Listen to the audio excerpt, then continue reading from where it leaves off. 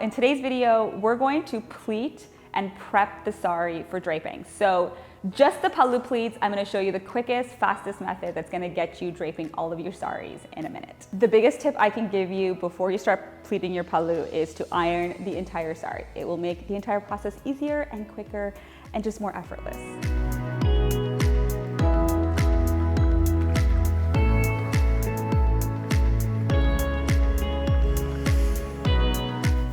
Once you've ironed the sari, you want to determine how long you want the Pallu.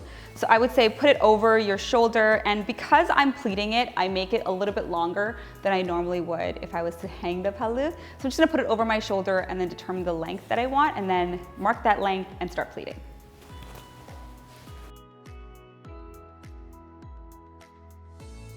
Once you've laid the Pallu over the ironing board, you want to kind of just determine the width of the Pallu that you'd like.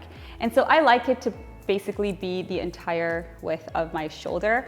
So like not go over my shoulder, but if you want super wide pleats, just keep that in mind for when you pick up the fabric.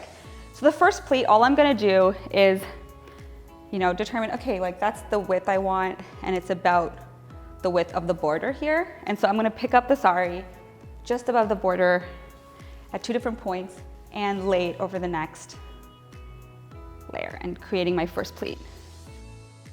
And then you're just going to repeat that process right up until you get to the other end of the sari.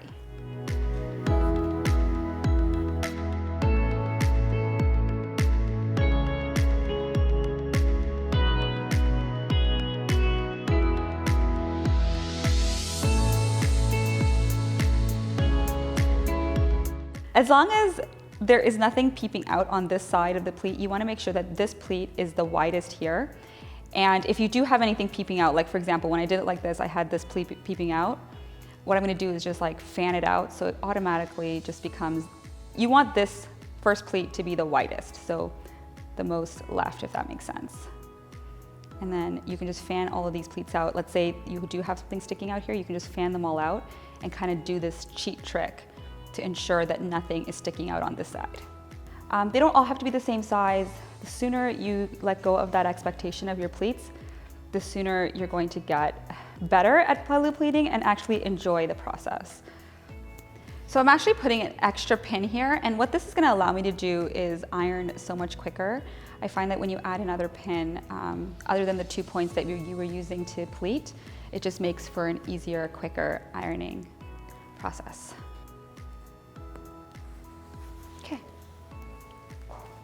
Once you're happy with the pleats, you want to just iron everything in place.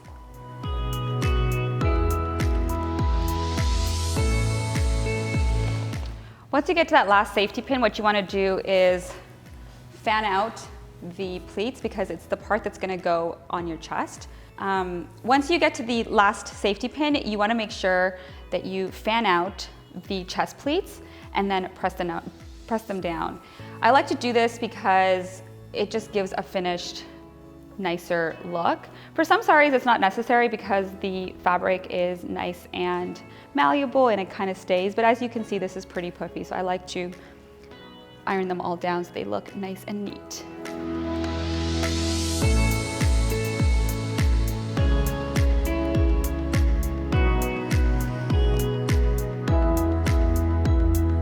And then once you have pressed down those pleats, what you want to do is just lift up the sari and kind of just drag it back a little bit. So what I like to do to get rid of that stark contrast between the pressed pleats and the non-pressed part of the sari is I like to kind of just put my iron down and then gradually pick up.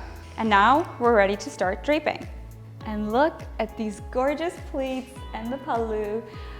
You can take off the pins when you are done draping. I just like to keep it on while I'm draping so the pleats stay together. But because you ironed it, they will stay and the folds will be intact and you don't have to worry about those pleats coming undone. I can't believe that I, for so long, stayed away from pleating my own Pallu, and I would always ask my mom.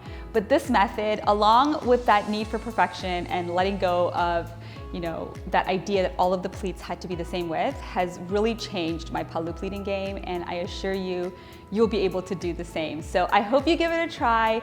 If you found this useful, give this video a thumbs up. If you have any questions for me, leave them in the comments below, subscribe, and I will see you in a future video.